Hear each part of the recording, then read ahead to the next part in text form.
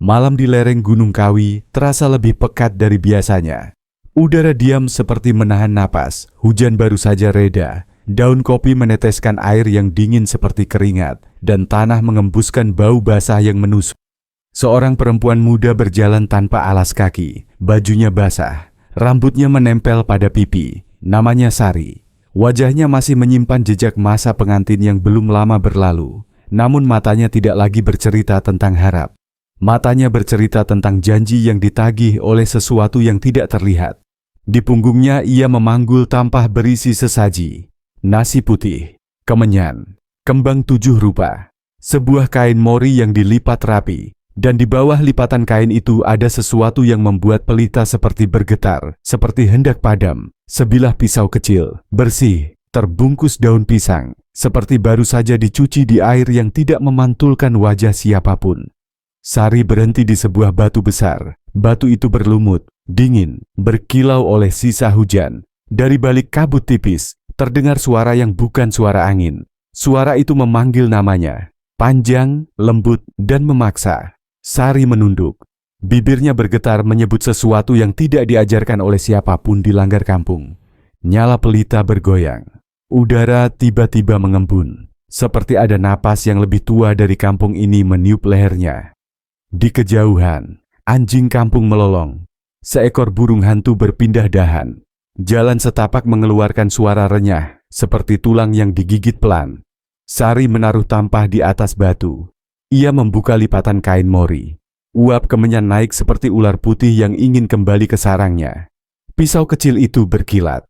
Ada sesuatu yang harus ia lakukan, agar besok pagi semua orang membungkuk memberi salam, dan bukan lagi mencibir. Ada sesuatu yang harus ia bayar agar kemiskinan berhenti memanggil namanya setiap subuh. Di balik kabut, sesuatu beringsut mendekat, tidak menampakkan wajah, hanya bayang yang lebih gelap dari gelap. Sari mengangkat dagu, matanya tidak berkedip. Suara itu memintanya mengucapkan janji. Sekali ucap, tidak boleh ditarik. Seumur hidup, tidak boleh lupa. Sari menutup mata, bibirnya bergerak, dan hutan menelan kalimat yang akan mengubah seluruh desa. Kampung Wonoaji berada di lereng yang lembab, diapit 2 bukit kecil yang ditumbuhi pinus dan kopi. Jalan utama berupa tanah merah yang pada musim hujan berubah menjadi bubur licin. Rumah-rumah berdiri rapat, dinding papan, atap seng, beberapa sudah diganti genting. Di ujung kampung ada surau kecil dengan beduk tua. Imamnya seorang lelaki renta yang suaranya bening ketika melantunkan doa. Di sisi lain, pasar tumpah berlangsung setiap pasaran Wage. Orang dari kampung tetangga datang membawa sayur, buah, dan cerita yang tidak pernah benar-benar selesai. Sari dibesarkan di kampung itu. Ibunya penjual nasi jagung. Ayahnya tukang pikul kayu. Sejak kecil Sari dikenal karena parasnya yang halus. Kulitnya bersih, matanya bening, dan senyumnya mudah tumbuh. Dalam pesta panen, ia sering diminta membantu ibu-ibu menyajikan wedang. Laki-laki yang lewat suka menoleh 2 kali. Anak-anak perempuan menyebutnya bintang pagi.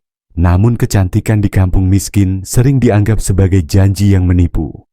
Cantik tidak bisa menebus harga beras. Cantik tidak bisa membayar iuran listrik. Cantik hanya mengundang komentar yang licin dan tatapan yang menyisakan bekas. 3 bulan sebelum malam hujan di Batu Besar, Sari menikah dengan Wiryo. Wiryo pemuda kampung tetangga yang bekerja sebagai sopir tebu. Tubuhnya tegap, sikapnya tenang. Mereka menikah sederhana. Nasi tumpeng, 2 kambing kurus, dan orkes dangdut yang suaranya kalah oleh bunyi hujan pada malam pesta. Tidak lama setelah itu, truk yang dikemudikan Wiryo tergelincir di turunan dekat sungai. Truk terbalik, bau solar memenuhi udara. Orang-orang berkumpul, berusaha membalikan bodi besi yang berat. Wiryo ditemukan mengambang, matanya terbuka, tangannya seperti masih memegang setir. Tidak ada yang berani menutup matanya sampai ayah Sari datang dengan kain. Sejak hari itu, Sari menjadi janda. Kata janda di kampung itu jatuh seperti batu. Berat. Bunyinya tidak hilang walau dicoba ditutup dengan tertawa. Orang menyebutnya dengan nada tertentu. Kadang iba, kadang geli, kadang curiga. Sari menjadi bahan gumam, dan gumam selalu mencari telinga yang mau mendengar. Ada tetangga yang sengaja melengos saat berpapasan. Ada yang pura-pura tidak melihat ketika Sari lewat membawa bakul. Beberapa laki-laki muda malah mulai datang dengan alasan membeli nasi jagung, lalu menahan pandang terlalu lama. Ibu-ibu menatap dari balik tirai, membisikkan nama Sari seperti menyebut nama penyakit yang menular. Sari mencoba bertahan. Ia menolong ibunya di dapur, bangun sebelum azan, menanak beras jagung, menjemur kerupuk, sementara pikirannya tetap tinggal pada saat-saat bersama Wiryo. Bayangan suaminya seolah masih berdiri di pintu, membawa sisa bau solar dan asap rokok. Pada malam-malam sepi, Sari sering duduk di depan rumah, memandangi jalan yang berkilat oleh embun. Ia berdoa. Doa anak desa sederhana. Doa agar rasa lapar bisa ditunda. Doa agar ucapan orang tidak mengeras menjadi batu. Doa agar wajahnya yang cantik berhenti menjadi alasan orang lain menuduhnya pembawa sial. Di pasar tumpah, kabar-kabar berjalan lebih cepat dari kaki manusia. Suatu sore, ketika Sari menawar cabai, ia mendengar dua pedagang perempuan bergunjing tentang seseorang yang mendaki ke tempat yang tidak seharusnya didatangi pada malam tertentu. Mereka menyebut nama yang tidak diucapkan dengan keras, karena nama itu seperti paku yang menunggu kaki. Mereka menyebut tempat yang oleh sebagian warga masih dihormati sekaligus ditakuti. Gunung Kawi. Gunung Kawi, di kampung-kampung lereng, selalu hadir seperti punggung raksasa yang tidur. Cerita tentangnya tidak pernah habis. Ada yang bersumpah pernah mendengar gamelan dari dalam hutan pada malam sepi. Ada yang melihat barisan semut hitam membawa bunga melawan arus air. Ada yang tersesat dan menemukan sungai yang tidak ada pada peta. Orang tua menasihati anak-anak agar tidak menyebut nama penunggu dengan sembarang. Pedagang dari kota datang membawa dupa, memohon lancar usaha. Dan di antara doa yang halus, ada bisik-bisik yang lebih keras dari beras pecah. Bisik tentang pesugihan. Pesugihan di mulut orang kampung terdengar seperti janji yang tidak memakai jembatan. Langsung, dekat, tetapi menyisakan jurang yang tidak terlihat. Ada yang menganjurkan hati-hati. Ada yang bilang semua hanya cerita, namun ada juga yang diam-diam menaruh sesaji di tikungan hutan, terutama mereka yang muak dengan angka-angka yang tidak pernah bersahabat. Orang menyebut beberapa nama yang mendadak kaya. Warungnya ramai, sawahnya meluas, kendaraannya bertambah. Kabar berkata mereka berangkat malam-malam, pulang menjelang subuh. Tidak pernah terlihat membawa emas, tetapi mata mereka berkilap seperti barang dagangan. Sari tidak pernah memikirkan hal semacam itu. Sampai hari ketika ibunya jatuh sakit. Tubuh ibu panas, napasnya berat. Uang dari hasil jualan tidak cukup untuk membeli obat di puskesmas. Sari mengetuk banyak pintu, meminjam dengan sopan, tetapi senyum orang-orang lebih rapi dari dompet mereka. Utang lama belum lunas, janji lama belum ditagih. Sari pulang dengan tangan yang kosong. Malam itu, angin membawa bau kemenyan dari arah bukit. Bunyinya seperti bisikan di telinga yang baru saja menelan air mata. Pada sore berikutnya, datang seorang perempuan tua. Orang menyebutnya Mbah Lela. Ia tidak banyak bicara. Matanya surut seperti sumur yang jarang disapa. Ia duduk di dapur Sari, memandangi tungku yang tinggal bara. Ia berkata tanpa prolog.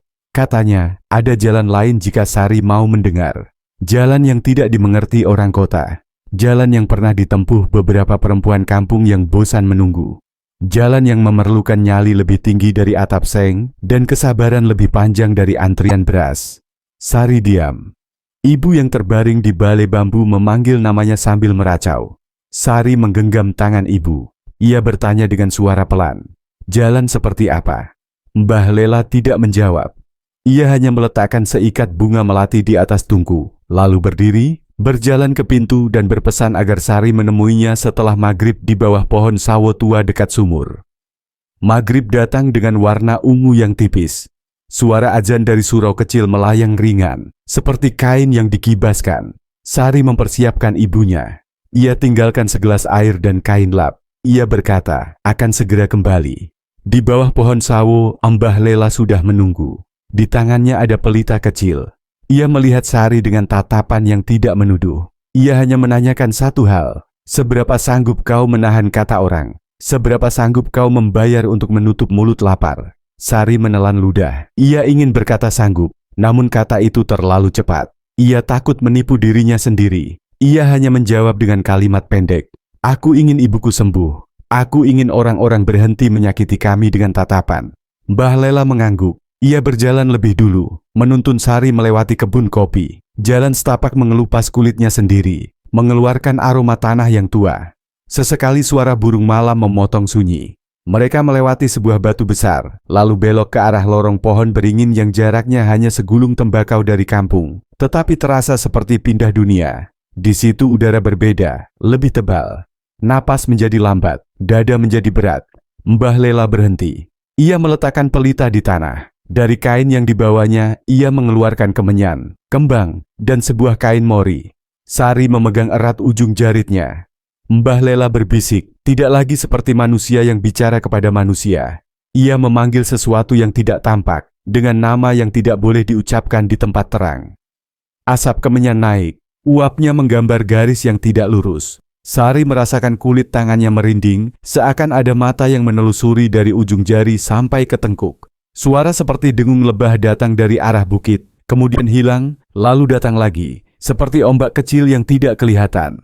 Mbah Lela menyuruh Sari menutup mata. Ia menyuruh Sari mengucapkan 3 kalimat. Kalimat pertama tentang nama, kalimat kedua tentang janji, kalimat ketiga tentang bayar. Sari menuruti. Lidahnya kaku pada kalimat pertama, getar pada kalimat kedua, dan terasa dingin pada kalimat ketiga. Saat mata Sari masih tertutup, Mbah Lela menaburkan bunga ke tanah, lalu diam. Sunyi mendadak menjadi berat. Pada detik itu, Sari merasa ada sesuatu yang berdiri di hadapannya. Tidak bersuara, tidak bergerak, hanya hadir. Ketika Sari membuka mata, hutan terlihat sedikit miring. Cahaya pelita memanjang seperti benang yang hendak putus. Di hadapannya tidak ada siapa-siapa selain Mbah Lela. Tetapi Sari tahu ada yang mengintai dari sela akar beringin. Ada yang memeriksa niatnya. Ada yang menimbang keinginannya. Mbah Lela menunduk, mengambil segenggam tanah, lalu meletakkannya di telapak tangan Sari. Ia menyuruh Sari menyebut namanya sendiri dengan jelas. Sari melakukannya. Angin berhenti. Suara jangkrik pelan. Sekitar mereka bau kemenyan mengental. Mbah Lela memejam. Ia berkata, sekarang sudah dimulai. Jalan tidak bisa dibatalkan. Obor harus dijaga. Pantangan harus ditaati. Sari ingin bertanya, tetapi suaranya tertelan. Mereka pulang ketika malam benar-benar turun. Dari kejauhan, surau sudah sepi. Di rumah Ibu Sari tidur lebih tenang. Napasnya masih berat, tetapi tidak lagi terseret. Sari duduk di lantai. Ia memandang ibunya. Di luar, hujan mulai. Pelan lalu deras. Sari menutup jendela. Dalam kepalanya 3 kalimat yang tadi diucapkan berputar seperti gasing. Ia belum tahu bagaimana janji itu akan dibayar. Ia belum tahu bentuk pantangannya.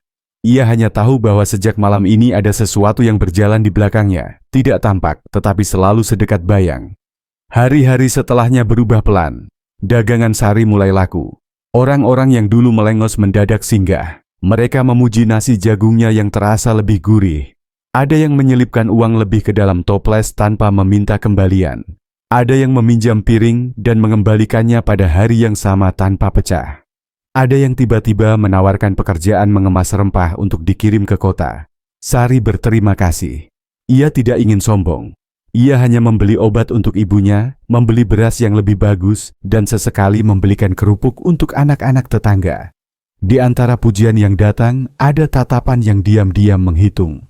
Tatapan itu datang dari lelaki muda yang suka berkumpul di depan warung kopi. Juga dari seorang wartawan kampung bernama Arga yang kadang turun dari kota Tumpang untuk menulis berita kecil di koran mingguan. Arga memperhatikan perubahan kampung dengan mata yang jeli. Ia orang kota kecil yang hafal jalan tanah. Ia suka menulis tentang pasar, panen, dan kadang tentang kehilangan. Dalam catatannya, Kampung Wonoaji pernah ia tulis saat banjir kecil merendam ladang bawang. Ia ingat wajah Sari dalam foto lama yang diambilnya ketika pesta panen. Waktu itu Sari masih berselendang pengantin. Kini ia melihat Sari berbeda. Bukan hanya karena statusnya yang terlontar menjadi janda. Ada lapis tipis pada wajah Sari yang tidak ada sebelumnya. Lapis seperti air yang memantulkan cahaya lampu minyak. Indah tetapi membuat sulit melihat apa yang ada di bawahnya. Sore hari, Arga duduk di warung kopi dekat pasar. Ia mendengar 2 lelaki berbisik tentang malam-malam yang ganjil di kebun kopi. Mereka menyebut nyala pelita yang berpindah seperti kunang-kunang besar. Mereka menyebut suara gamelan dari jauh padahal tidak ada pesta. Mereka menyebut kata pesugihan, lalu tertawa kecil untuk mengusir takut. Mereka menatap Sari yang lewat membawa bakul. Arga mencatat, bukan karena percaya pada gosip, ia hanya pernah belajar bahwa cerita paling kerap bersembunyi di balik tawa yang tidak selesai. Di rumah, Ibu Sari mulai bisa duduk. Pipinya tidak lagi panas. Sari bahagia. Ia menganggap semua ini buah dari kerja lebih rajin. Ia menolak mengingat malam di beringin. Ia menolak mengingat 3 kalimat itu. Namun mimpi tetap datang dengan bentuknya sendiri. Pada beberapa malam, Sari bermimpi berjalan di lorong yang sempit. Dinding lorong dipenuhi akar. Di ujung lorong ada pelita. Di samping pelita ada bayang yang menunggu. Setiap Sari mendekat, bayang itu bergeser. Seperti mengajak, bukan mengusir. Sari bangun dengan keringat dingin. Ia memandang ibunya yang tidur tenang. Ia meyakinkan diri bahwa semua ini hanya kecapekan. Musim bergeser. Hujan menjadi lebih sering. Tanah memegang jejak lebih lama. Di kampung muncul kabar tentang lelaki dari kampung seberang yang ditemukan pingsan di kebun kopi. Tubuhnya dingin, bibirnya pucat, wajahnya seperti kehilangan isi. Orang bilang ia mengalami masuk angin berat. Orang lain bilang ia dikejar babi hutan. Ada juga yang bilang ia melihat perempuan cantik berdiri di jalan setapak, lalu menghilang seperti kabut. Arga datang meliput. Ia menulis berita pendek, judulnya tentang pekerja kebun yang jatuh pingsan. Di tubuh lelaki itu tidak ada luka, hanya jejak kecil di pergelangan tangan, seolah ada sesuatu yang mencium nadi.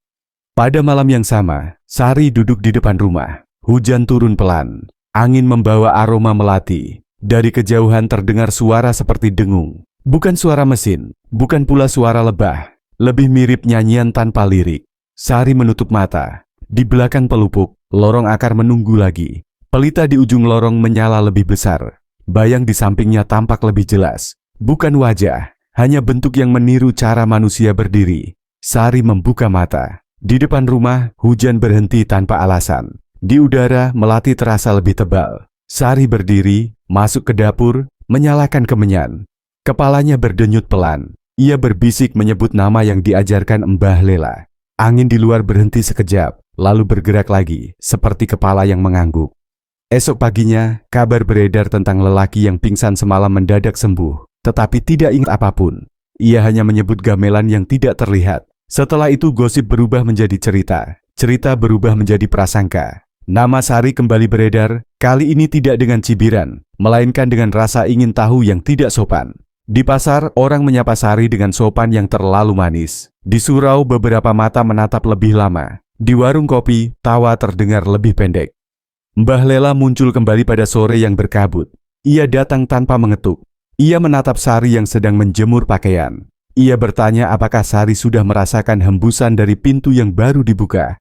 Sari tidak menjawab. Ia hanya menunduk. Mbah Lela mengeluarkan kain mori kecil. Ia berkata, malam ini waktunya menaruh sesaji kedua. Ia berkata pantangan pertama sudah mulai berlaku. Sari bertanya pantangan apa. Mbah Lela menatap pelan. Ia menyebut 3 hal yang tidak boleh disentuh. Darah, cermin, dan doa yang salah sebut. Sari tidak mengerti, namun ia mengangguk. Ia tahu beberapa hal hanya dimengerti setelah terlambat. Hingga di titik ini, kampung masih berjalan seperti biasa. Anak-anak pergi ke sekolah, ayam berkokok, penjual jamu lewat dengan botol yang berdenting. Namun di bawah semua itu, ada sesuatu yang bergerak pelan, seperti akar yang menjalar. Orang tidak menyadarinya, atau pura-pura tidak peduli. Mereka tertawa di warung kopi. Mereka belanja di pasar. Mereka berkabar tentang harga cabai. Mereka menutup pintu lebih cepat. Mereka memeluk anak lebih kuat sebelum tidur. Dan di langit yang tertutup awan, Gunung Kawi diam seperti biasa. Diam yang paling keras adalah diam yang sudah terbiasa. Malam itu Sari berangkat sendirian. Kabut turun lebih awal. Jalan setapak basah oleh sisa hujan sore. Di tangan kirinya, pelita kecil. Di tangan kanan, tampah berisi sesaji yang kedua. Bunga, beras kuning, sepotong roti gula yang dibeli dengan uang hasil dagangan yang laris. Ia melangkah melewati kebun kopi. Setiap kali ranting patah, Sari menoleh. Rasa takutnya tidak besar, tetapi tajam. Seperti ujung jarum yang tidak terlihat, namun bisa dirasa lewat kulit. Sampai di batu besar, Sari meletakkan tampah. Ia duduk di tanah, menatap bunga, menyalakan kemenyan. Asapnya naik, bergulung seperti ular putih. Udara menjadi lebih berat. Dari balik akar beringin, dengung itu datang lagi. Bukan musik, bukan doa. Lebih seperti ingatan yang lupa dari mana asalnya. Sari memejam. Ia mengucap 3 kalimat itu lagi. Nama, janji, bayar. Pada kalimat ketiga, pelita berkedip. Ada bayang yang merapat. Sari tidak membuka mata. Ia merasakan hawa dingin di telapak tangan. Seolah ada yang menaruh sesuatu yang tidak berat, tetapi mempunyai denyut. Ketika Sari membuka mata, ia melihat sesuatu di atas tampah. Sebuah cermin kecil bertangkai, bingkainya dari logam tua. Permukaannya tidak sejernih cermin baru. Ada noda kebiruan seperti bekas air yang tidak pernah kering. Sari mengerti ini bukan benda yang dibeli dari pasar. Benda ini datang sebagai tanda. Tanda bahwa pintu yang dibuka pada malam pertama kini tidak lagi sekadar lorong. Tanda bahwa perjanjian bukan lagi bayang. Sari meraih cermin itu. Tangan kirinya bergetar. Dalam pantulannya, wajah Sari terlihat lebih pucat. Di sisi wajah ada kilatan yang bukan miliknya, seperti ada mata lain yang ikut melihat dari dalam cermin. Sari menutup cermin. Ia memasukkannya ke dalam kain. Ia berdiri.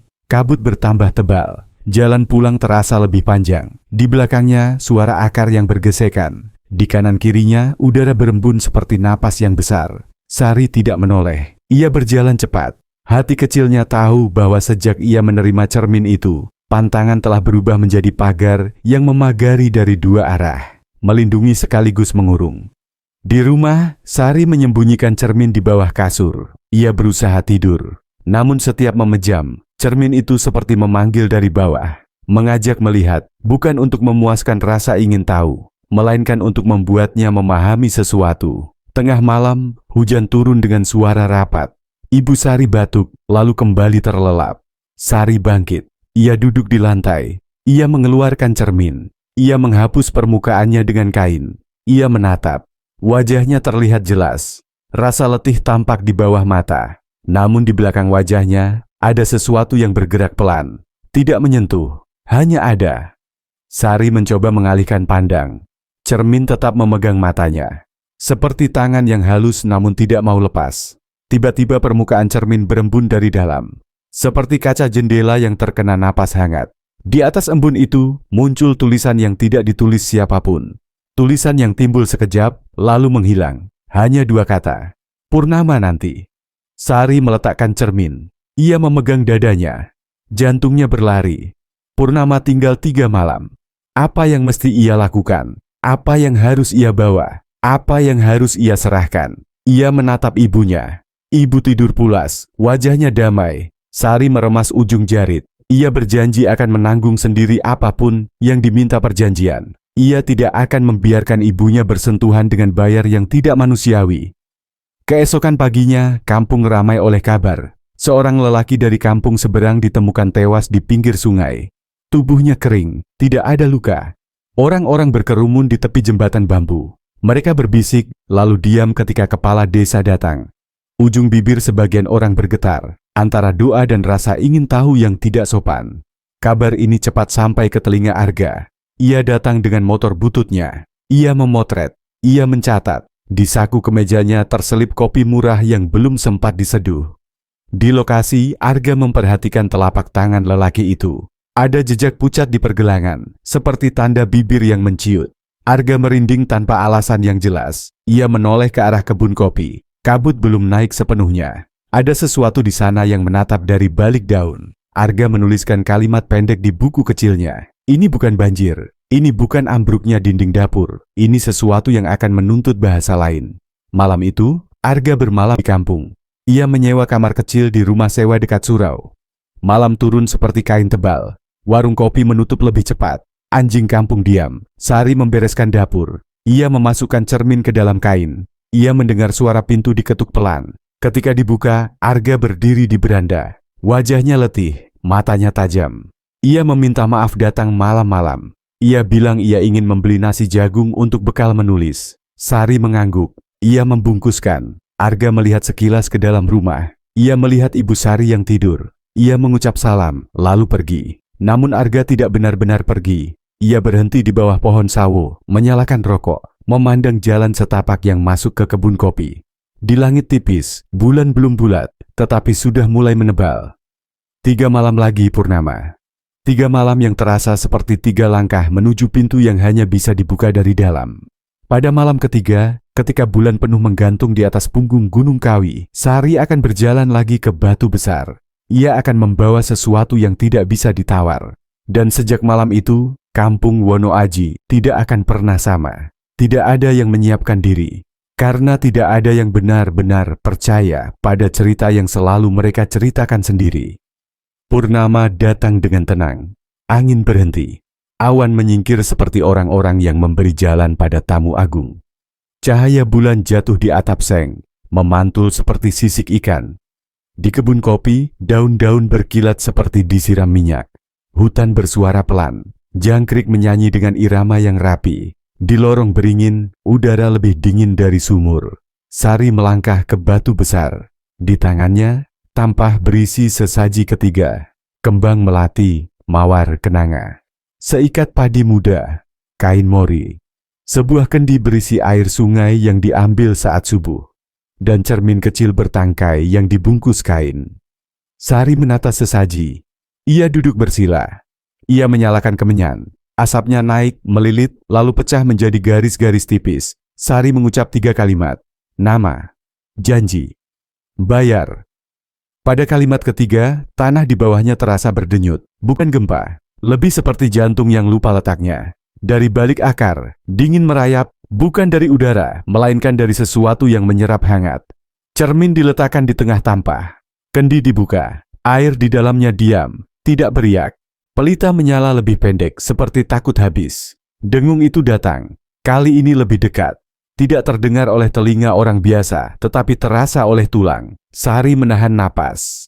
Sekitar batu, kabut bergerak seperti tirai. Dari balik tirai itu muncul bayang. Tidak berwajah, tidak berkaki. Hanya bentuk yang mengerti cara manusia memandang. Sari menunduk. Ia tidak berani menatap. Namun dari sudut mata ia melihat sesuatu menjulur dari sela kabut. Bukan tangan, bukan cakar. Lebih mirip lipatan malam yang menebal. Lipatan itu menyentuh cermin. Permukaan cermin berubah seperti air yang bergoyang. Dari dalam cermin muncul kilat pendek, seperti mata yang membuka. Sari memejam. Ia tahu saat bayar telah datang. Ia tahu yang diminta bukan koin, bukan emas, bukan kain. Ia tahu yang diminta adalah yang tidak mudah dihitung. Sari mengingat pantangan, darah, cermin, doa yang salah sebut. Ia menahan diri untuk tidak menyentuh ujung jarinya yang mulai dingin. Ia menahan lidah agar tidak menyebut nama yang tidak boleh disebut. Ia menahan mata agar tidak terlalu lama melihat cermin yang kini memantulkan cahaya bulan seperti sumur. Sekejap kemudian, udara di sekitar batu mengental. Suara seperti desah panjang datang dari arah yang tidak bisa ditunjuk. Cermin memantulkan bentuk yang tidak berada di hadapan Sari. Bentuk itu seperti manusia yang berdiri di ambang pintu. Tubuhnya tegak, bayangnya panjang, tetapi wajahnya kabur. Cermin merekamnya, bukan mata, dan di antara kabur itu Sari mendengar bisik, bukan kata-kata yang dikenalnya, namun ia paham maknanya. Ada syarat yang harus ia jalankan, ada pertemuan yang harus ia jalani, ada tamu yang akan datang tanpa diundang, lalu pulang tanpa bernapas. Sari menggigit bibir, ia tidak menangis, ia tahu ini saat di mana janji menjadi tubuh. Ia mengangkat kendi, ia memercikkan air ke tanah 3 kali, ia menutup cermin dengan kain, ia bangkit. Kabut bergerak seperti seseorang yang memberi jalan. Sari melangkah pulang. Di belakangnya, dengung itu mereda. Batu besar kembali menjadi batu. Hutan kembali menjadi hutan. Hanya pelita yang tinggal setengah, seolah baru saja dipinjam sebentar. Malam itu, Arga terjaga di kamar sewa. Ia duduk di kursi bambu, menatap jendela yang diselimuti cahaya purnama. Di luar, kampung sunyi. Ia menulis catatan di buku kecil. Ia membayangkan lelaki yang ditemukan kering di pinggir sungai. Ia merasa cerita itu belum selesai. Ia memutuskan untuk berjalan. Ia mengambil jaket, membawa senter kecil, dan keluar pelan, agar tidak membangunkan pemilik rumah. Di jalan, cahaya bulan cukup untuk menunjukkan arah. Arga berjalan menuju kebun kopi. Ia ingin memotret purnama yang jatuh di daun. Ia ingin mencari bahan tulisan yang bukan gosip. Ia ingin melihat apa yang dilihat orang lain ketika menyebut kata pesugihan dengan takut yang disamarkan tawa. Di waktu yang hampir sama, seorang mandor kebun bernama Karto pulang dari pos ronda. Ia melewati jalan setapak dekat beringin. Ia sedang memikirkan anaknya yang demam. Ia menyesal telah memarahi anak itu siang tadi hanya karena gelas pecah. Ia ingin cepat sampai rumah. Ia tidak melihat kabut yang tiba-tiba mengental. Ia tidak mendengar dengung yang datang dari tanah. Ia hanya merasakan udara yang lebih dingin dan keinginan untuk berhenti sejenak karena napasnya pendek. Di depan, di sisi batu besar, ia melihat nyala kecil. Ia kira itu pelita yang tertinggal. Ia mendekat. Arga berhenti di pinggir kebun. Ia mematikan senter, memberi kesempatan mata untuk menyesuaikan. Di kejauhan, ia melihat nyala kecil yang bergerak. Bukan lampu rumah, bukan juga obor ronda. Arga menunduk. Ia berjalan mengikuti jalur yang tidak jelas. Semakin dekat, ia mencium bau yang tidak ia kenali. Bukan bau bangkai, bukan bau bunga. Lebih mirip bau tanah yang lama tidak dibuka, seperti laci yang berisi pakaian orang mati. Arga merinding. Ia hampir berbalik ketika mendengar detak yang bukan detak jantungnya. Detak itu lambat, dalam, seperti benda besar yang bernafas. Karto berdiri di depan batu. Pelita di tanah menyala pendek. Di atas batu ada tampah dengan sisa bunga. Di sampingnya ada kendi yang sudah dibuka. Karto menelan ludah. Ia merasa bodoh karena penasaran. Ia hendak menunduk untuk memeriksa ketika kabut di sampingnya bergerak seperti orang bangun tidur. Dari dalam kabut, sesuatu mendekat. Karto tidak melihat wajah. Ia hanya merasakan kehadiran yang membuat lututnya lemas. Ia hendak berteriak, tetapi suara tertahan di tenggorokan. Udara di sekitarnya menjadi berat, seperti ada tangan yang menutupi mulutnya tanpa menyentuh. Arga tiba di balik semak. Ia melihat lelaki berdiri kaku di depan batu. Ia hampir menyapanya, tetapi matanya menangkap sesuatu yang membuatnya diam. Kabut di samping lelaki itu menebal. Bentuknya menggantung seperti kain basah. Dalam detik-detik yang mengulur panjang, Arga melihat lelaki itu seperti kehilangan berat badan. Pundaknya turun, punggungnya cekung. Napasnya berubah menjadi embun yang keluar dari mulut, lalu hilang. Arga memegang kamera. Tangannya gemetar. Ia tidak memotret. Ia takut suara klik akan memanggil mata yang tidak ingin ia kenal. Karto mencoba melangkah mundur. Kakinya menolak. Di dalam kepala ia melihat rumahnya, anaknya, istrinya. Ia meminta maaf pada seseorang yang tidak ada di situ. Ia merasa dingin merambat dari pergelangan tangan, naik ke lengan, menuju dada. Dingin itu bukan udara. Dingin itu seperti minuman yang dipaksa masuk ke dalam pembuluh darah. Dunia berputar pelan. Suara hutan menjauh. Pelita berkedip lalu memanjang. Seolah ada bayang yang berdiri tepat di antara Karto dan cahaya. Dalam pantulan pelita yang tinggal setengah, Karto melihat sesuatu yang tidak bisa ia terima sebagai bagian dari hidupnya. Setelah itu tidak ada lagi yang perlu ia lihat. Arga menutup mulut dengan telapak tangan. Matanya basah oleh udara dingin. Ia mundur perlahan. Kamera di dada memantul cahaya bulan. Ia takut pantulan itu menjadi mata bagi sesuatu yang tidak berhak melihatnya. Ia mundur. Ia tersandung akar. Ia jatuh. Ranting patah dengan bunyi kecil. Kabut bergeser. Arga menahan napas. Di balik kabut ada gerakan yang sangat pelan. Sepelan orang menoleh karena mencium bau kertas. Arga mengendap lalu berlari menjauh tanpa menoleh. Ia tahu bahwa menoleh pada saat seperti itu sama saja mengundang nama untuk tinggal di pundaknya. Pagi datang perak. Karto ditemukan terbaring di tanah beberapa puluh langkah dari batu. Wajahnya tenang seperti orang tidur. Bibirnya pucat. Tangannya dingin. Orang-orang berkumpul. Mereka memikulnya pulang. Mereka mengucap kalimat yang terdengar seperti doa, tetapi lebih seperti cara manusia mengisi kesunyian agar tidak pecah. Arga tidak ikut berkumpul. Ia duduk di beranda rumah sewa, memegang secangkir kopi yang sudah dingin. Ia menulis di buku kecil. Ia tidak menulis kata pesugihan. Ia menulis kata bayang. Kabar kematian Karto mengguncang kampung. Orang menyalahkan angin malam. Orang menyalahkan kebiasaan ronda yang terlalu lama. Orang menyalahkan kopi yang terlalu pekat. Namun di hati mereka, kata yang tidak diucapkan bekerja seperti semut. Menggerogoti pelan. Nama Sari kembali berputar. Tidak ada yang berani menyebut secara terang. Namun tatapan yang mampir di warung nasi jagung menjadi lebih panjang. Sari menunduk. Ia melayani seperti biasa. Tetapi di dalam dirinya, purnama tadi malam belum selesai. Cermin di bawah kasur terasa memanggil. Seperti seseorang yang mengetuk pintu dengan sabar. Tidak keras, namun tidak berhenti. Malam berikutnya, Sari duduk di depan rumah. Hujan tidak turun. Langit bersih. Angin membawa suara azan dari kampung tetangga. Sari memejam. Ia berbisik menyebut nama yang diajarkan. Udara di sekitar beranda mengembun. Dari sudut mata, Sari melihat cermin di meja kecil memantulkan sesuatu yang tidak ada di ruangan itu. Seperti punggung seseorang yang berdiri di ambang pintu. Sari menatap. Gambaran itu hilang. Cermin kembali memantulkan wajahnya sendiri. Wajah yang terlihat lebih muda dari usianya, namun matanya tidak muda. Di luar pagar, langkah Arga berhenti. Ia hampir mengetuk.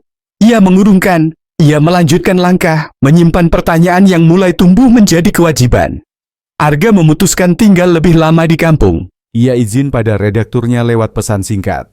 Ia bilang ada rangkaian peristiwa yang perlu ditulis pelan-pelan agar tidak meleset. Redakturnya menjawab pendek. Hati-hati, jangan menulis lebih cepat dari nyawa. Arga tertawa kecil. Ia menyimpan ponsel. Ia mulai menemui orang-orang yang jarang diajak bicara oleh wartawan. Penjaga surau, penjual kemenyan, petani kopi yang lebih suka diam, dan Mbah Lela yang duduk di beranda rumahnya seperti patung yang belajar bernapas. Penjaga surau bercerita tentang doa yang salah sebut. Ia menyebut istilah yang biasa dipakai orang tua. Doa yang salah sebut adalah doa yang dibaca dengan niat yang tidak jernih. Kalimatnya benar, tetapi tujuannya melenceng. Doa seperti itu, katanya, bisa sampai ke telinga yang salah. Bukan ke langit, tetapi ke bawah tanah. Arga mencatat. Ia bertanya, apakah ada orang yang sedang gemar berdoa malam-malam? Penjaga surau menoleh ke arah lereng, lalu diam. Penjual kemenyan tertawa ketika Arga menyebut kata pesugihan. Ia bilang dagangannya laku pada malam-malam tertentu. Ia tidak bertanya untuk apa. Ia hanya menjual. Ia menyebut beberapa pantangan yang sering diminta orang yang membeli dalam jumlah banyak. Jangan meneteskan darah ke cermin. Jangan menggantung cermin di sisi kasur. Jangan menyebut nama tertentu ketika mencuci cermin. Arga mencatat. Ia merasa kata cermin kini muncul terlalu sering untuk diabaikan. Petani kopi bercerita tentang gamelan yang didengar dari hutan. Bukan gamelan pesta. Nadanya kecil, tetapi temponya teratur, seperti alat pengukur napas. Ia pernah mengejar suara itu. Ia menemukan sungai kecil yang tidak pernah ada di situ. Ia minum airnya, rasanya manis. Setelah itu ia sakit selama 3 hari. Ia bermimpi didatangi seorang perempuan berwajah kabur yang menawarkan seikat padi muda. Ia menolak dalam mimpi. Setelah bangun, ia mendapati padi di sawahnya tumbuh rata, tetapi tanamannya kosong. Arga mencatat. Ia menggarisbawahi kata padi muda. Ia teringat sesaji di batu besar. Arga datang ke rumah Mbah Lela. Perempuan tua itu menatapnya seperti sudah tahu siapa yang akan datang. Ia tidak menyuruh Arga duduk. Ia tidak menawarkan minum. Ia bertanya hanya dengan mata. Arga membuka buku kecil. Ia menyebut nama-nama yang didengar. Ia menyusun kalimat agar tidak menjadi tuduh. Ia bertanya tentang cermin. Mbah Lela menatap ke dalam rumah, ke sudut yang teduh. Ia berkata pelan, cermin bukan benda yang jahat. Cermin hanya benda yang jujur. Cermin tidak bisa diajak berdusta. Jika ada perjanjian, cermin akan memantulkan pihak-pihak yang terlibat. Jika ada bayar yang belum lunas, cermin akan memanggil. Jika ada pantangan, cermin akan mengingatkan. Arga bertanya apakah ada seseorang yang memegang cermin semacam itu. Mbah Lela menutup mata. Ia seperti mendengar suara yang datang dari tanah. Ia menjawab, ada. Tetapi jangan sebut namanya dengan suara. Arga keluar dari rumah itu dengan kepala yang penuh. Ia menuruni jalan setapak. Dari arah pasar, suara tawa terdengar sebentar lalu hilang. Di depan warung nasi jagung, Sari sedang mengelap meja. Arga berhenti. Ia ragu. Ia ingin bertanya. Ia takut pertanyaannya membuka pintu yang tidak sopan. Sari menoleh. Mata mereka bertemu. Hanya sebentar, tetapi cukup untuk mengakui bahwa keduanya menyimpan rahasia masing-masing. Arga akhirnya mendekat. Ia membeli nasi jagung. Ia bertanya kabar ibu. Sari menjawab ringkas. Membaik. Arga ingin berkata tentang malam di kebun, namun ia memilih diam. Ia hanya bilang agar Sari tidak keluar malam-malam jika tidak perlu. Sari menunduk. Ia berkata pelan bahwa kadang ada hal yang justru harus dilakukan pada saat orang lain memilih tidur. Sementara itu, di sudut kampung, sekelompok lelaki muda membicarakan kematian Karto dengan nada yang tidak pantas. Mereka menyebut perempuan. Mereka menyebut pesona yang tidak wajar. Mereka menyebut hal-hal yang membuat udara menjadi lengket. Di balik tirai, ibu-ibu mendengar. Mereka diam. Diam yang mengumpulkan garam di ujung lidah. Diam yang akan meleleh ketika waktu memaksa menyebutkan nama. Pada sore berikutnya, seorang lelaki muda ditemukan lemas di kebun kopi. Tidak mati, namun wajahnya pucat. Bibirnya pecah. Ia hanya sempat mengingat bau melati yang terlalu pekat untuk malam tanpa pesta. Arga menyusun potongan. Ia mendapati pola yang sederhana namun menakutkan. Malam tertentu, bau melati, kabut tebal, suara yang bukan suara, orang yang ditemukan kering, cermin yang disebut beberapa orang tanpa mereka saling kenal, dan perempuan yang namanya beredar seperti jingle radio yang tidak dimatikan. Arga memutuskan melakukan sesuatu yang melawan naluri aman. Ia akan kembali ke Batu Besar pada malam berikutnya. Ia ingin melihat tanpa terhalang semak. Ia ingin mengerti tanpa menebak. Malam datang dengan langkah ringan. Angin hanya menyentuh dahan paling ujung. Arga berjalan sendirian. Ia membawa kamera. Ia membawa senter. Ia membawa niat yang tidak yakin. Sampai di dekat batu, ia mematikan senter. Ia berjongkok di balik semak. Ia menunggu. Waktu berjalan pelan. Jangkrik bernyanyi, lalu diam, lalu bernyanyi lagi. Bau melati bukan dari bunga, melainkan dari udara. Arga menahan bersin, lalu sesuatu bergerak di antara kabut. Sari muncul, wajahnya pucat, matanya tenang. Ia menata sesaji, ia meletakkan cermin, ia menyalakan kemenyan, ia mengucap 3 kalimat. Arga tidak paham kata-katanya, namun ia paham bahwa kalimat itu memanggil nama yang bukan untuk manusia. Kabut menebal. Cermin berkilat. Di dalamnya, Arga melihat sesuatu yang tidak terpantul oleh pelita. Sebuah ruangan yang bukan hutan. Sebuah ambang yang tidak ada di sana. Dan bayang yang berdiri di ambang itu. Bayang tersebut condong. Seperti mencium. Seperti menyerap. Arga merasa udara di paru-paru menipis. Ia hampir terjatuh ke depan. Ia bertahan. Ia memotret tanpa suara. Pelita berkedip. Sari menunduk. Bibirnya mengucap sesuatu yang membuat kabut bergerak seperti kain yang ditarik pelan. Pada saat itulah, Arga mengerti rahasia besar yang disembunyikan cermin. Cermin itu bukan sekadar alat untuk memantulkan wajah. Cermin itu pintu yang menghubungkan 2 lumbung. Lumbung pertama berisi nafas manusia. Lumbung kedua berisi lapar yang tidak pernah kenyang. Setiap kali pintu dibuka, nafas mengalir dari satu lumbung ke lumbung lain. Bayaran itu disebut keberkahan oleh mereka yang tidak tahu sumbernya. Disebut pesona oleh mereka yang menikmati sisanya. Disebut kutukan oleh mereka yang melihat ujungnya. Arga menggigil. Ia menarik diri. Dalam kegelapan, ia terseret akar. Kamera hampir terjatuh. Ia menahan makian. Sari menoleh. Matanya memandang ke arah tempat Arga bersembunyi. Bukan menuduh, bukan mengejar, hanya melihat. Arga mundur. Ia pergi dengan kepala yang berat oleh pengetahuan yang tidak ia minta. Malam menutupnya dengan rapi. Hutan kembali bernapas seperti biasa. Batu besar kembali menjadi benda yang dibiarkan lumut bekerja dengan sabar. Keesokan harinya, Arga menulis di buku kecilnya. Ia mencoba menyusun kalimat yang tidak akan membawa bencana. Ia memahami bahwa menulis dengan gegabah bisa mengubah cerita menjadi api. Ia mendatangi Sari pada siang hari. Matahari terang, bayang pendek, orang-orang sibuk. Arga berbicara tanpa putar. Ia bilang ia tahu Sari menyimpan cermin. Ia tahu Sari berjalan malam-malam. Ia tidak menghakimi. Ia hanya mempertanyakan harga yang harus dibayar. Sari menatap Arga lama. Ia bertanya apakah Arga akan menulis namanya di koran. Arga menggeleng. Ia tidak bodoh untuk bermain dengan sesuatu yang matanya belum sanggup menatap langsung. Ia hanya bilang satu kalimat. Tolong berhenti sebelum sesuatu yang kau cintai diambil untuk menyempurnakan janji. Sari tersenyum kecil. Senyum lelah. Ia berterima kasih pada Arga karena sudah berkata sebagai manusia, bukan sebagai wartawan. Ia berkata, ia akan mencoba. Namun malam telah lama menulis aturan di punggungnya, menyelipkan pantangan di sela jarinya, mengikat lingkar yang tidak terlihat di pergelangan tangan.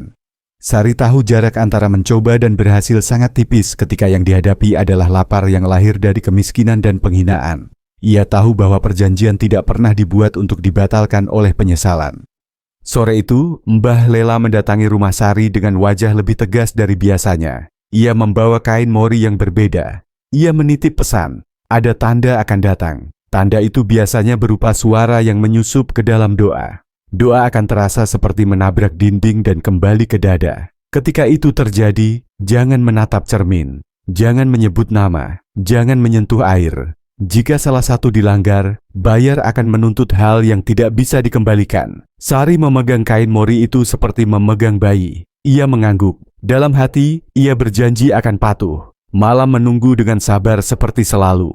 Tetapi kali ini ia membawa rencana yang lebih rapat. Udara terasa manis. Langit bersih, jangkrik menyanyi tanpa jeda, anjing kampung merunduk, burung tidak berpindah dahan, lorong beringin terlihat lebih panjang. Di rumah Sari, cermin di bawah kasur mengetuk-ketuk seperti jari yang kedinginan. Ibu Sari batuk pelan. Ia memanggil nama Sari dalam tidur. Sari duduk di sisi kasur. Ia memegang tangan ibu. Ia memandang cermin. Ia memutuskan menunggu. Ia tidak ingin berjalan malam itu. Ia ingin melanggar rencana yang dibuat pada pertama kali ia memanggil nama.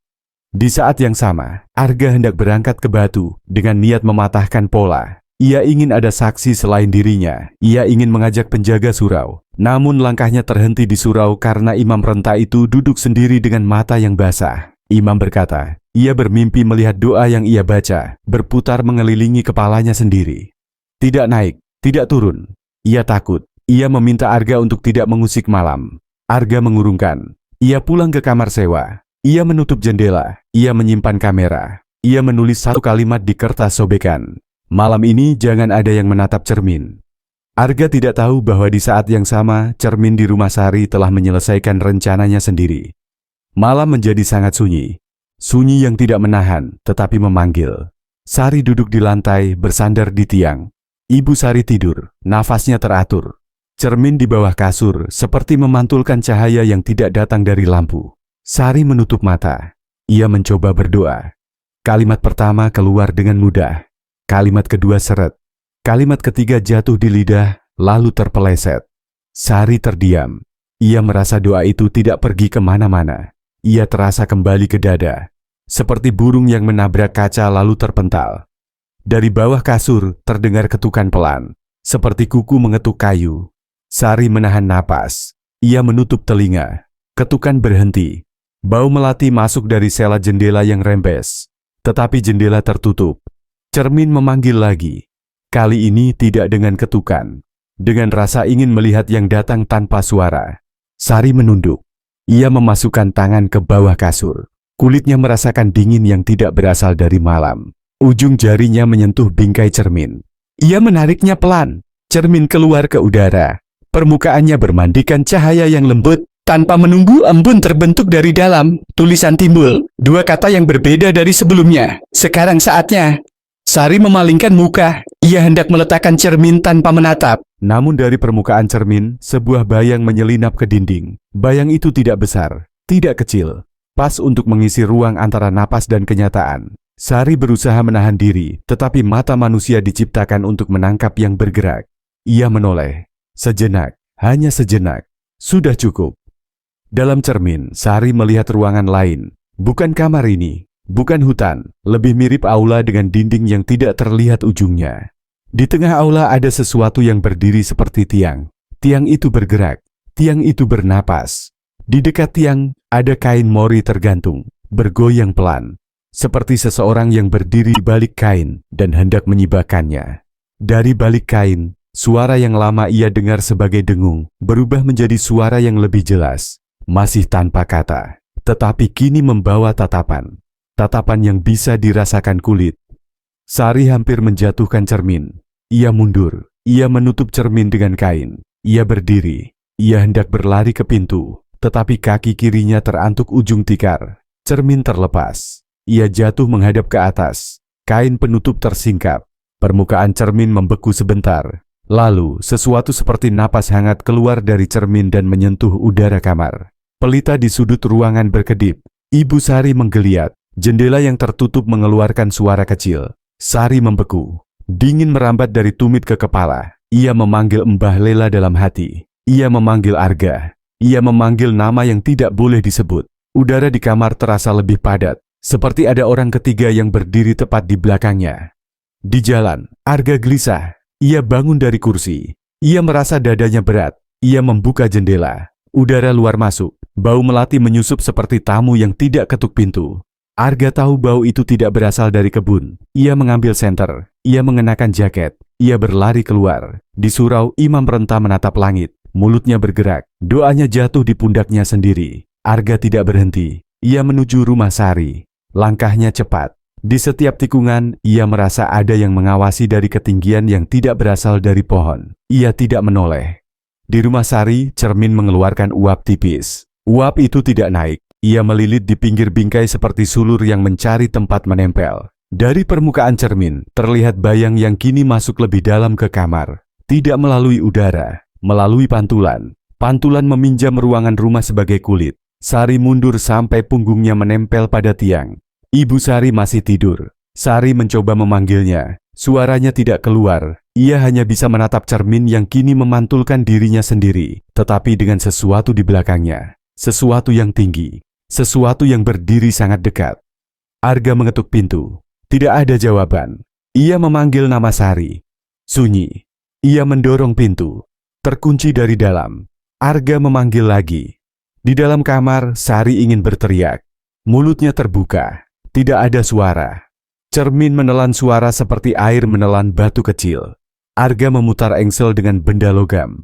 Pintu tetap menahan. Ia mengambil batu. Ia memukul. Kayu retak. Pada pukulan ketiga, pintu terbuka. Arga menerobos masuk. Bau melati menampar wajahnya. Yang pertama dilihat Arga adalah cermin di lantai. Permukaannya hidup seperti kolam yang bergerak ditiup angin. Di dalam cermin, Arga melihat ruangan yang bukan kamar ini. Ia melihat kain mori yang bergoyang. Ia melihat tiang yang bernapas. Ia melihat bayang berdiri di belakang sosok yang ia kenal. Sari berdiri mematung. Matanya gelap. Arga berteriak memanggil nama Sari. Panggilan itu seperti batu yang dilempar ke kolam. Permukaan cermin bergetar. Bayang di dalamnya menoleh. Untuk pertama kalinya, Arga merasakan sesuatu yang bukan tatapan manusia menatap balik dirinya. Dingin yang masuk lewat mata, turun ke tenggorokan, lalu memegang jantung. Arga berjalan pelan. Ia mendekat ke Sari tanpa menginjak cermin. Ia mengangkat tangan, hendak menyentuh bahu Sari. Pada saat itu, bayang di dalam cermin bergerak lebih cepat daripada apapun yang pernah ia lihat. Ia memanjang seperti asap. Ia mengarah ke tangan Arga. Arga menarik tangan. Terlambat sedikit. Ujung jarinya menyentuh tepi pantulan. Rasa dingin yang tajam masuk seperti jarum. Arga menahan teriakan. Ia menggertakkan gigi. Ia memegang lengan Sari dengan tangan lain. Ia mengguncang pelan. Sari berkedip. Ia menarik napas pendek yang terdengar seperti orang yang baru keluar dari air. Cermin memantulkan bayang yang marah. Permukaannya berpusar. Uap keluar lebih tebal. Tiang di dalam pantulan bergerak seperti memperbesar dada. Kain mori berkibar pelan. Di ruang yang nyata, lampu minyak meredup. Dinding seperti mendekat. Udara menjadi jenuh. Arga mengambil kain. Ia menutup cermin. Uap menembus kain. Ia tidak mempan. Arga menghela napas. Ia menatap Sari. Ia berkata tegas, "Jangan lihat. Jangan sebut, jangan sentuh air." Sari menatap Arga. Di mata Sari ada rasa yang campur. Takut, marah, putus asa, dan sebutir tekad yang lahir dari keinginan untuk tetap menjadi manusia di hadapan kelaparan yang tidak punya nama. Sesuatu di dalam cermin mendesis. Bukan suara ular, lebih seperti suara angin yang dipaksa melewati celah yang terlalu sempit. Arga mengangkat cermin dengan kain. Beratnya bertambah. Seolah ada tangan dari dalam yang memegang. Arga menggertakkan gigi. Ia membawa cermin keluar kamar. Ia menaruhnya di halaman yang diterangi bulan. Ia menatap. Kain penutup bergerak dari dalam. Seperti ada orang yang mencoba menyingkap dari sana. Arga berlutut. Ia menggambar garis di tanah, mengelilingi cermin dengan ujung batu. Ia tidak tahu dari mana ide itu datang. Seperti sisa doa yang sempat keluar dari mulut Imam Renta sebelum jatuh kembali. Di dalam kamar, Sari memeluk ibunya. Ibu membuka mata sebentar. Ia menatap anaknya. Ia tersenyum, lalu tertidur lagi. Sari berdiri. Ia mengambil kendi air. Ia hampir menuang ke lantai untuk memadamkan kemenyan yang masih berasap. Ia teringat pantangan, jangan menyentuh air. Ia meletakkan kendi perlahan. Ia keluar ke halaman. Ia melihat Arga berlutut di depan cermin. Wajah Arga pucat, tangannya dingin. Cermin berdenyut seperti jantung yang tidak pada tempatnya. Sari berdiri di samping Arga. Mereka berdua menatap benda yang telah mengubah hidup satu kampung. Cahaya bulan jatuh, tepat pada permukaan cermin. Kain penutup berkibar. Dalam sekejap, kain terangkat sendiri. Cermin terbuka. Pantulannya tidak lagi menampilkan aula seperti tadi. Kini ia menampilkan wajah Sari. Namun di belakang wajah Sari, berdiri banyak bayang, berbaris seperti orang yang mengantri. Mereka tidak bertanya. Mereka hanya menunggu giliran. Sari menutup mulut dengan tangan. Matanya basah. Ia berbisik, "Hentikan." Kata itu tidak keluar sebagai permohonan. Ia keluar sebagai perintah yang terdesak oleh takut. Bayang di belakang wajahnya berhenti bergerak. Sejenak. Lalu melanjutkan menunggu. Arga mengambil keputusan yang tidak dia pikirkan sebelumnya. Ia mengangkat cermin setinggi dada. Ia memantulkan langit. Ia memantulkan purnama. Ia memantulkan punggung Gunung Kawi. Ia berharap sesuatu dari langit mau turun ke dalam benda yang selama ini menjadi mulut bagi lapar di bawah tanah.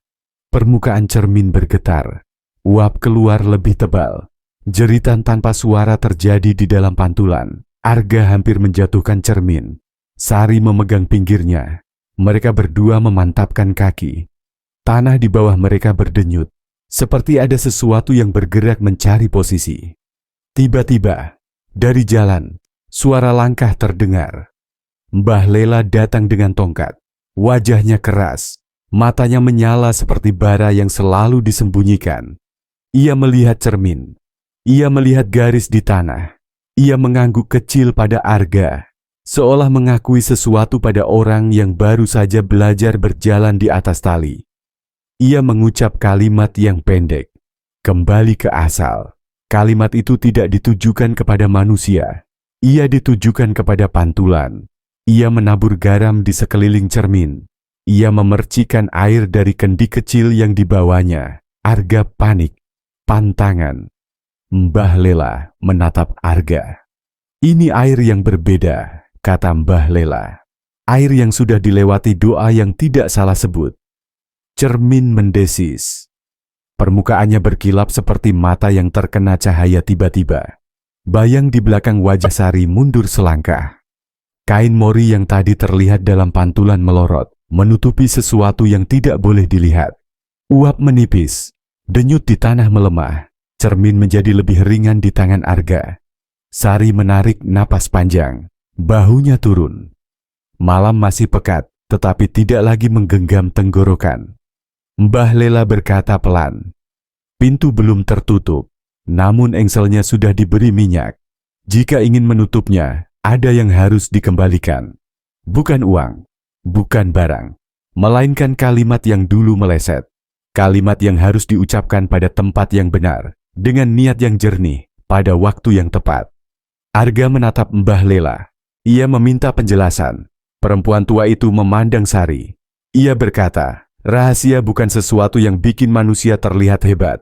Rahasia adalah beban yang jika dipikul sendirian akan membuat punggung patah sebelum pagi. Ia menoleh pada Arga.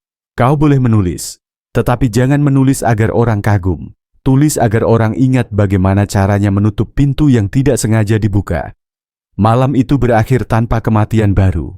Namun pagi datang dengan kabar yang tidak diminta. Ibu Sari tidak bangun. Wajahnya tenang. Bibirnya tersenyum tipis, seperti baru saja mendengar lagu yang disukainya. Sari tidak menangis keras. Ia duduk di lantai. Ia memegang tangan ibu. Ia berbisik maaf yang tidak akan sempat dibalas. Di halaman, cermin terbaring diam di atas garis yang mulai pudar. Permukaannya memantulkan langit pagi yang pucat. Arga berdiri dengan kepala tertunduk. Mbah Lela menatap jauh ke arah punggung Gunung Kawi. Ia tahu hari ini bukan akhir. Ia tahu hari ini hanya memindahkan beban dari satu bahu ke bahu lain. Pemakaman berlangsung sederhana. Tanah merah menelan jenazah dengan lembut. Doa melayang kali ini terasa sampai. Tidak memantul. Orang kampung datang. Mereka menatap Sari dengan campur aduk. Iba yang tulus bercampur dengan rasa ingin tahu yang masih hidup. Setelah semua bubar, Sari duduk sendirian di dekat nisan. Cahaya sore jatuh miring. Bayang nisan memanjang seperti garis yang menunjuk ke arah bukit. Sari memejam. Ia mengulang di kepala 3 kalimat yang dulu memulai semua. Ia merasakan kalimat itu berbeda. Ada bagian yang dulu ia ucapkan dengan nada menuntut. Kini ia ucapkan dengan nada mengembalikan. Arga menunggu di jarak yang sopan. Ia tidak ingin mengganggu kesedihan yang jujur. Setelah matahari turun sedikit lagi, ia mendekat. Ia berkata rencana. Ia berkata ada kemungkinan menutup pintu jika Sari berani mengikuti jalan yang kebalikannya. Jika dulu Sari meminta, kini Sari harus menolak dengan terang. Jika dulu Sari mengundang, kini Sari harus mengantar pulang. Jika dulu pelita menjadi tanda masuk, kini pelita harus dimatikan di ambang. Sari menatap Arga. Matanya tidak lagi bening seperti pertama kali Arga melihatnya di pesta panen. Namun di bawah lelah, ada sesuatu yang masih hidup. Kemauan untuk menebus. Malam itu mereka bertiga berjalan ke batu besar. Sari, Arga, dan Mbah Lela. Tidak ada sesaji, tidak ada cermin, hanya kata-kata yang akan dicoba dikembalikan ke alamat yang tepat. Sampai di batu, Mbah Lela menaruh tongkatnya. Ia meminta Sari berdiri menghadap beringin. Ia meminta Arga berdiri di belakang Sari, seperti saksi. Langit cerah, bintang terlihat tajam, udara dingin bersih, Gunung Kawi diam. Sari mengangkat wajah. Ia mengucap nama yang dulu ia panggil. Kali ini ia sebut dengan tujuan yang berbeda. Ia tidak memohon. Ia tidak menjanjikan apapun. Ia hanya mengembalikan. Ia berkata, ia mengambil sesuatu yang bukan haknya. Ia berkata, ia menyesal. Bukan karena takut pada akibat, melainkan karena ia merasa telah menipu dirinya sendiri. Ia berkata, ia ingin mengembalikan jalan perjanjian ke tempat semula. Ia berkata, ia siap miskin lagi. Asal tidak ada nyawa yang menjadi alat tukar bagi kesombongan yang belum pernah ia miliki. Hutan mendengarkan, angin bergerak pelan, daun beringin berdesir seperti kain yang disapu tangan tua. Dari tanah terasa getar halus, bukan ancaman, lebih mirip gumam. Mbah Lela mengangguk. Ia mempersilakan Sari mengucap kalimat kedua, kalimat tentang janji. Sari mengucap, suaranya jernih, tidak bergetar. Ia menutup dengan kalimat ketiga. Kalimat tentang bayar. Ia berkata bayar itu telah diambil oleh sesuatu yang paling ia cintai. Ia mohon agar tidak ada lagi yang diambil.